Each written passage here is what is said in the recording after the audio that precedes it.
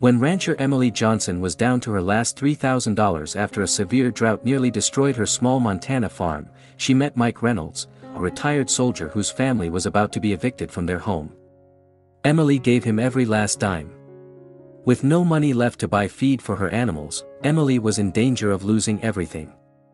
But the next morning, a line of military vehicles blocked her way. The driver who stepped out would change her life forever. Hello everyone, welcome to Stories of Hope. Today I will share an exciting new story with you. Emily Johnson wipes the sweat from her brow as she counts the money spread out on the kitchen table. $3,000. That was all she had left to her name. The small farm she inherited from her father had been struggling for months. Just enough for one more feed, he muttered to himself, looking at the coins. Drought had killed most of his pastures. 3 of her horses had already been sold, the remaining 5 needed hay, which her land could not provide. Emily hadn't paid herself a salary for months. She looked at the photograph of her father on the wall. His smile gave her strength on the hardest days. Her father had built this place from nothing and now it was slipping through his fingers. Emily drove her old truck to the local diner. She couldn't afford to eat out, but Nina, the owner, usually gave her muffins left over from the day before with her coffee. "Good morning, Emily, the usual?" Nina asked. "Just coffee today, thanks," Emily replied. The bell above the door jingled. A man in frayed jeans and a faded military cap walked in. His shoulders slumped, his face sunken with worry. He sat at the counter 2 seats away from Emily. "Coffee, black," he said to Nina. Emily noticed his slightly trembling hands. She recognized the blank stare she knew from her cousin who had served in Afghanistan. Nina put a coffee in front of her. "How's your job search going, Mike?" "Not good," he replied. "I was rejected at the warehouse yesterday. They said my leg would be a problem." Emily noticed him leaning against the counter, taking the weight off his right leg.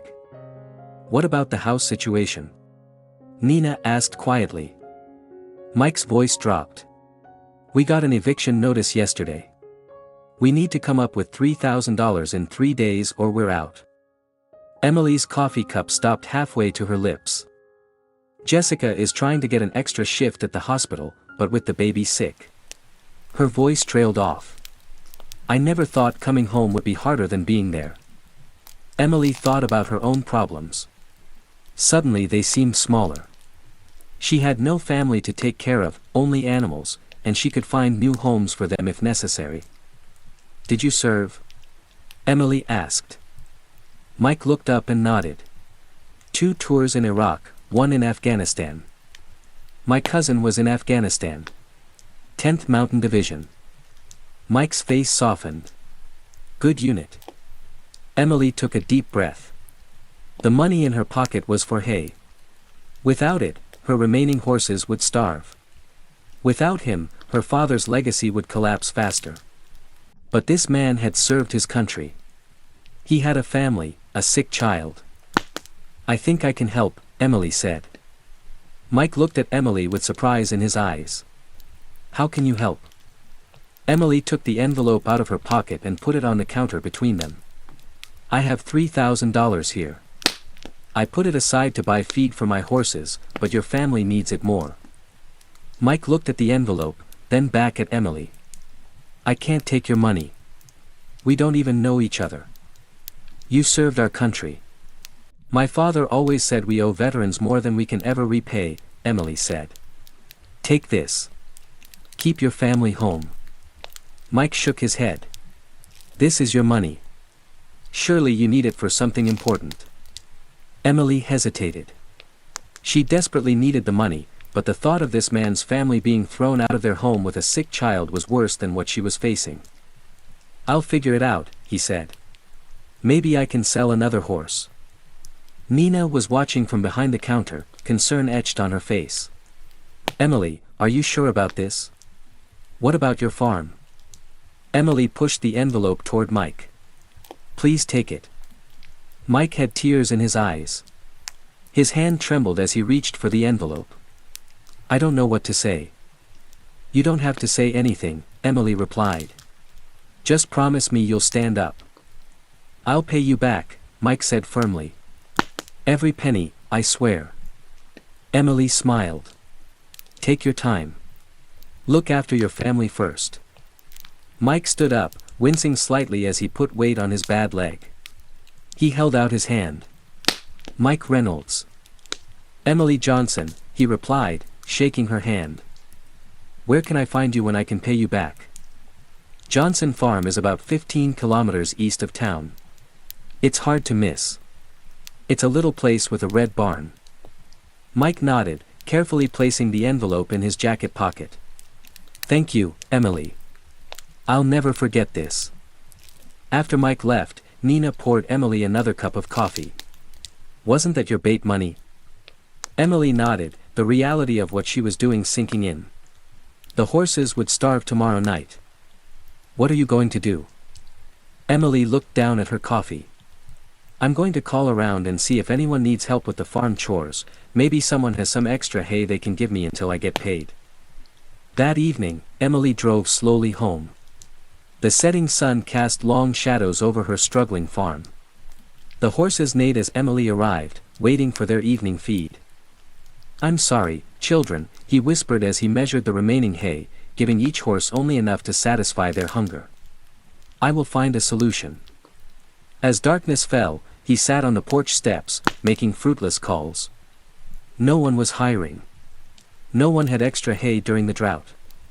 In the morning, Emily faced reality.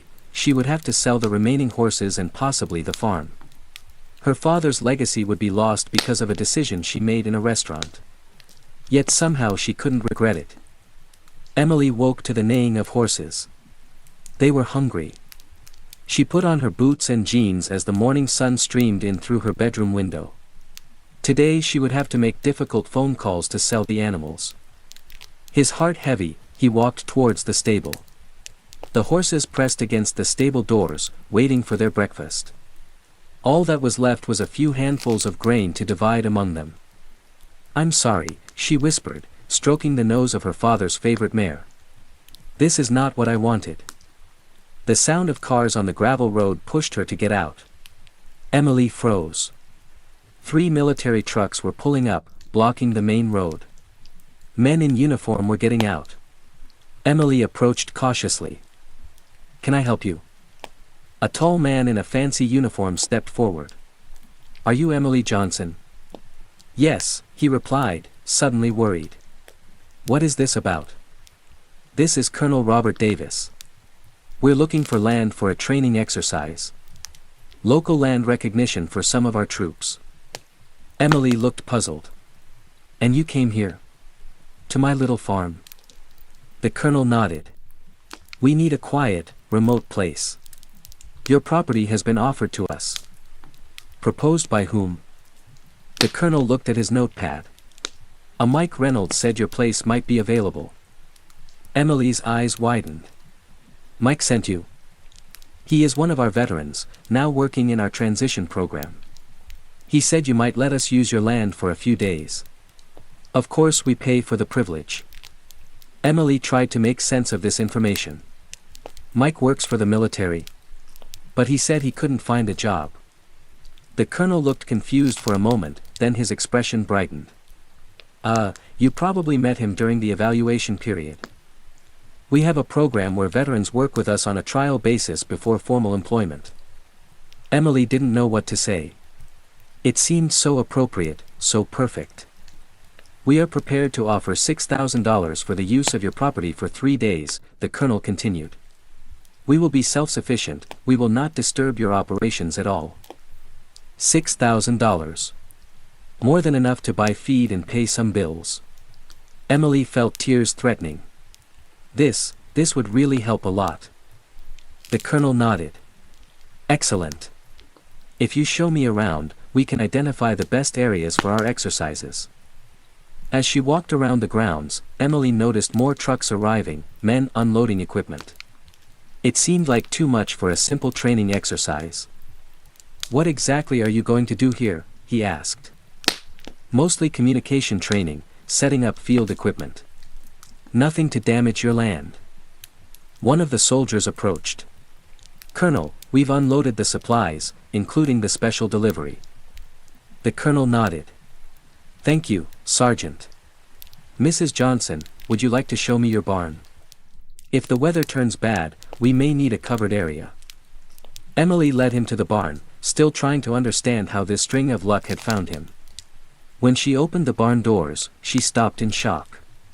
Bales of hay stacked neatly against the wall, dozens of them, enough to feed her horses for weeks.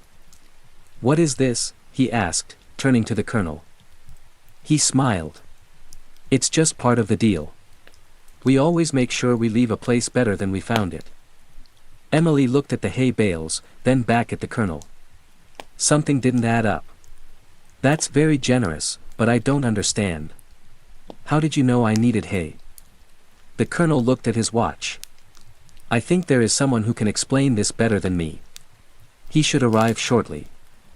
As if on cue, a black SUV pulled into the road. Emily walked out, the colonel following behind her.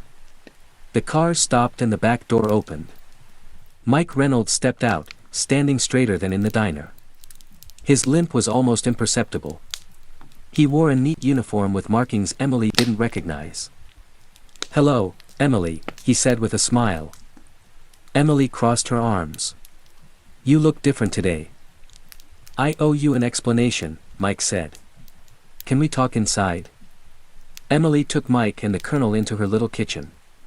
She poured coffee, more out of habit than hospitality. "You weren't just an unlucky veteran, were you?" he asked. Mike shook his head. "No, but I really am a veteran." That part was true. "What about the evacuation? The sick baby?" "That's true too," Mike said quietly. "But there's more to the story." He put a folder on the table. "I am part of a veteran support initiative funded by the Blackwood Foundation. We identify struggling veterans and provide assistance. But we are also looking for people who help veterans without expecting anything in return." Emily frowned. "Were you testing me?" "Not testing," Mike corrected. "Observing. The foundation believes that goodness should be rewarded, especially when it comes at great personal sacrifice." Emily poured the coffee, her hands shaking slightly. "So yesterday at the restaurant." "I was really in need," Mike said. "The foundation is helping me and my family, but we were facing eviction because of bureaucratic delays. Your money solved a real problem. What you didn't know is that I work for the foundation and identify people like you." The colonel interjected. "The military aspect is also real. We really need land for training exercises, but we are specifically looking for properties owned by people designated by the foundation." "What about the hay?" Emily asked. Mike smiled. "That was my addition. I saw how much you cared about your horses." Emily's head was spinning. "So you're saying this rich foundation is looking for people who help veterans?" "Not just veterans," Mike explained. "It's people in all kinds of need. The foundation was founded by James Blackwood, a businessman who was once homeless. He had nothing and someone helped him. After he became successful, he vowed to recognize those who help others at their own expense." "That sounds unusual," Emily said. "Goodness often goes unnoticed," Mike replied. "The foundation believes it shouldn't." Emily looked out the window at the soldiers setting up equipment on her land. "So I get $6,000 for land use, hay is a bonus and that's it?" Mike and the colonel exchanged glances. "Actually," Mike said, "there's something else we need to talk about." Mike pulled an envelope from his jacket. "The Blackwood Foundation doesn't just give one-off grants. They are looking for long-term partnerships." Emily took the envelope cautiously. "What kind of partnerships?" "Your farm is perfectly located for what we need," the colonel explained. "Remote enough for privacy but accessible for our veterans." Mike nodded. "The foundation wants to establish a therapeutic riding program for veterans with PTSD and physical injuries. Horses have proven to be highly effective in rehabilitation." Emily opened the envelope and took out a document. Her eyes widened as she scanned the pages. "This is a contract." The foundation wants to lease 10 acres of your land for the program, Mike explained. They will build the necessary facilities, bring in trained staff and provide everything needed. Your role will be to help with horse care and work with the occasional veteran. Emily looked at the papers and asked. And this number? That's monthly, Mike nodded. A fair market rate for the land, plus compensation for your expertise with horses. The foundation believes in proper payment for services, not charity. This amount would more than cover his mortgage and expenses. He would not have to sell a single horse. Why me? Asked Emily. There are bigger farms around, with better facilities. Because you gave your last $3,000 to a stranger, Mike said simply. That shows the kind of character the foundation is looking for. Veterans need to work with people who understand sacrifice. Emily put the contract on the table. I need time to think about this. Of course, said the colonel, standing up. We will be here for 3 days. Take your time. As they walked outside, Emily noticed more activity. Soldiers were repairing the fence line, others were clearing debris from around the small stream that runs through her property. You don't need to do all this, he said. Standard procedure, the colonel replied. We always improve the areas we use. Mike stayed behind as the colonel walked forward. Emily, one more thing. The $3,000 you gave me. He held out an envelope. I want to give this back. Emily shook her head. No, it was a gift. Use it for your family. I insist, Mike said. The foundation took care of our housing situation. This money should go back to you. Then donate, Emily suggested. Help another veteran. Mike smiled. You really are perfect for this program. That evening, Emily sat on her porch watching the sunset. The soldiers had set up camp in the distant pasture. The horses were happily eating the fresh hay. For the first time in months, she felt hope. She looked down at the contract in her lap. It wasn't just money, it was a purpose, a chance to use what her father had built to help those who served. Emily picked up her phone and called the number listed on the contract. This is James Blackwood, a voice replied. Mr. Blackwood, I'm Emily Johnson. I'd like to accept your offer. Excellent, he replied. Mike spoke highly of you. He said you gave even when you had nothing left to give. Emily watched the American flag flying over the military camp on her property. Sometimes, he said, it is precisely when it is hardest to give that it matters most. Did you like this story? Hit the like button and subscribe to Hidden Moments for more. Let us know in the comments in one word what emotion this story evoked in you.